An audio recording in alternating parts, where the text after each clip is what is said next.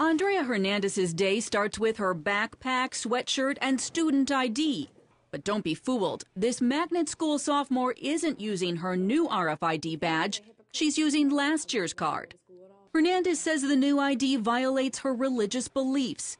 She believes it conditions students to one day accept what the Bible's book of Revelation calls the mark of the beast. Her school requires the card for its activities, like buying lunch and checking out a library book.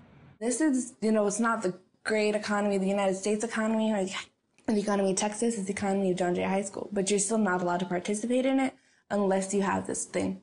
But Northside says the badges help to keep kids safe. And with 100,000 students in mega schools around the city, that's a tall order. This fall, Northside joined a handful of districts that use what's called radio frequency identification technology, or RFID for short. Northside is piloting the program at its Anson Jones Middle School and John Jay High School. How it works, students must wear badges on lanyards around their necks. The tags contain tiny batteries that emit radio waves. RFID scanners embedded in the ceiling then read the badges and identify a student's location. Like so many schools in America, Jones Middle has surveillance cameras mounted on the ceiling in nearly every hallway. What you won't see here, however, are the RFID scanners that are scanning students' badges.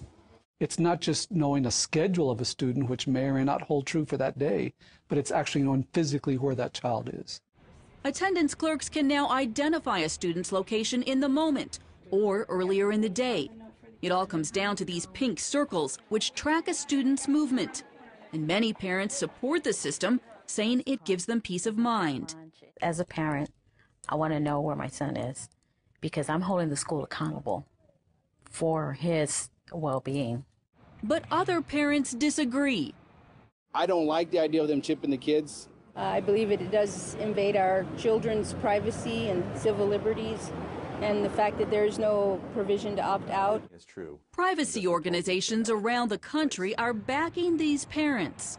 The ultimate concern is here that we don't want to turn into a surveillance society. In our culture, in our legal traditions, the government doesn't watch you unless it has particular reason to suspect that you are involved in wrongdoing. This type of technology implicates the freedom of speech, the right to freely associate, religious freedoms. Imagine, for example, a student being dissuaded from attending a political interest group because she fears that the tracking technology will alert the principal or other members of the school administration where her political affiliations align. But the school district says there's no invasion of privacy and that civil liberty organizations don't get it. We reject their argument. They don't walk in our shoes. They are not the principal or the assistant principal or the teacher in one of these mega schools charged with the safety of these children. We're not sitting here tracking kids all day long. We don't have time to do that. The district has no opt-out policy, which may discourage dissenters from speaking out. District spokesman Pascual Gonzalez says when the program is fully operational later this month, the badges will be mandatory. It will be a requirement of that school for those students to wear their lanyard and their ID card. If they refuse, then perhaps that's not the school for them. The district also believes the system will help the schools financially. That's because Texas, like many other states, ties attendance to funding. So the more kids a school can count, the more revenue it receives. RFID technology can help to increase attendance rates by finding students who are in the building but not in class. It's really the kids that are on campus that are doing something legitimately with another teacher or staff member, but they were marked absent. Manufacturer Michael Wade supplies Northside and 2 other Texas school districts with the RFID badges, and his business is growing. By year's end, he expects to supply at least 10 districts.